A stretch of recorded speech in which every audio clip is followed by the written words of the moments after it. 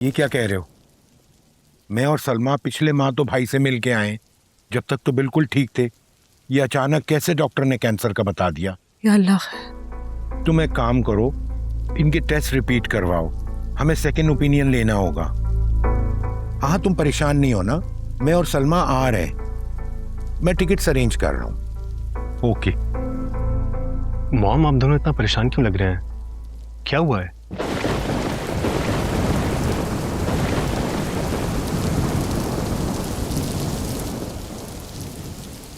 या अल्लाह, कोई रिक्शा भी नहीं रुक रहा है और ये बारिश भी हो गई है। गलियां मेरियां भुल गईयां, फिर तू ना आया माही रुल गईयां। लहजा तेरा है बदला, दिल दी दीवारां सारी टूट गई। जायशा, तुम अभी तक यहाँ क्या कर रही हो इतनी तेज बारिश में? चलो चलो, गाड़ी में बैठो मेरे साथ। आप मेरे आते जाते पीछा कर रहे हैं? हाँ, सुबह भी आ गए थे और अब भी? हरगिज नहीं, ये तो महज एक इत्तेफाक है या फिर कुदरत का इशारा। क्या मतलब इस बात का? वो सब छोड़ो, इस बात का कोई मतलब नहीं है, बस तुम अभी गाड़ी में चलो। देखो, इस तरह बारिश में तुम खड़ी रहोगी तो बीमार हो जाओगी, और मुझे दूर दूर तक यहाँ पर ना कोई नजर आ रहा है, ना ही तुम्हारी बस आती दिखाई दे रही है। इसलिए प्लीज गाड़ी में बैठो और चलो मेरे साथ। सायशा, जब हमारा घर और मंजिल एक है तो हम साथ क्यों नहीं चल सकते? अलग अलग क्यों हो? गलत फहमी है आपकी। ना हमारा रास्ता एक है और ना ही हमारी मंजिल, क्योंकि आसमान और जमीन कभी एक नहीं हो सकते, उनमें हमेशा दूरी रहती है।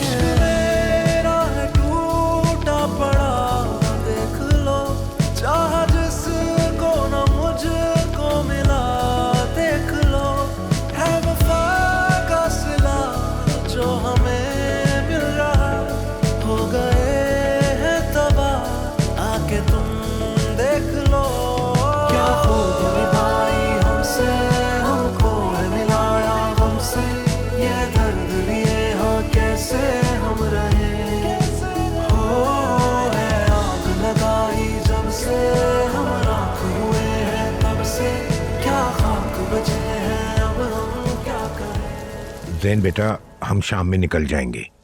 पीछे तुमने हर चीज का ख्याल रखना है, घर, ऑफिस, कहीं पे भी कोई लापरवाही नहीं करना। लेकिन डैड, मैं भी जाऊंगा आप लोगों के साथ तायबू से मिलने के लिए। जैन बेटा, मैं समझता हूँ कि तुम अपने ताया को बहुत प्यार करते हो, लेकिन हम सब एक साथ कैसे जा सकते हैं? घर, ऑफिस, इनको भी तो देखना होगा ना। मैनेजर छुट्टी पे गया हुआ है और तुम भी चले जाओगे तो फिर ये ठीक नहीं होगा ना। मैं वापस आ जाऊं फिर तुम चले जाना। बस दुआ करो कि खबर गलत हो, तुम्हारे ताया ठीक हो। आमीन। आमीन।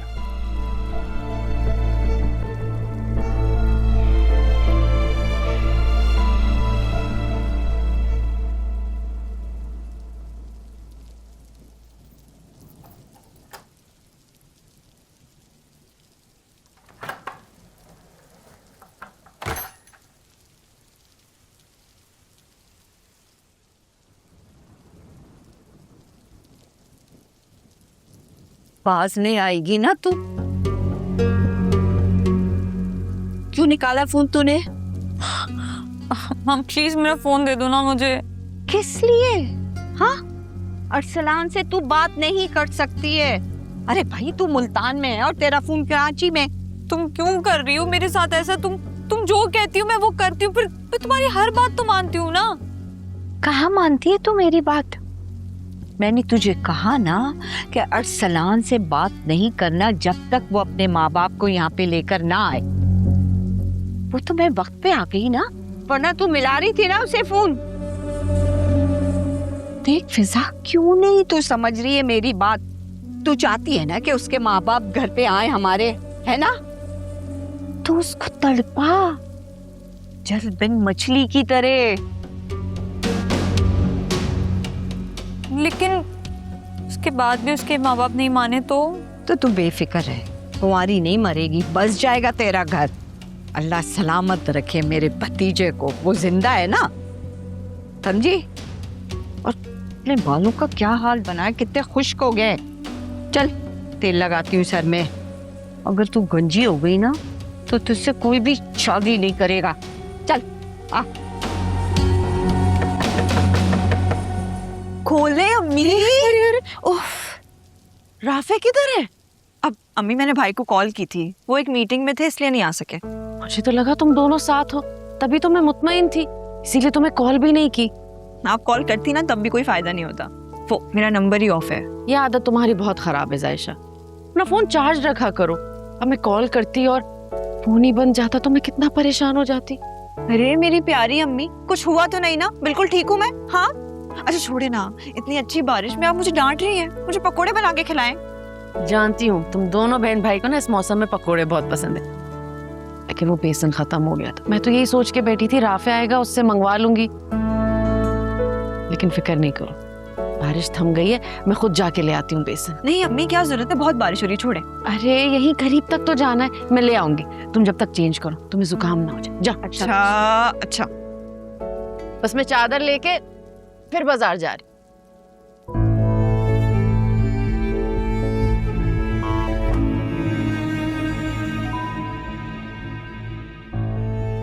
अब लग रही हूँ मैं लड़के की माँ।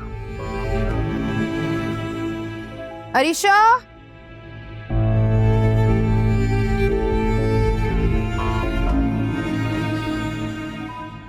वाह मॉम, आप तो बहुत अच्छी लग रही हैं आज। तैयारी देखकर लग रहा है किसी खास जगह पर जा रही हैं।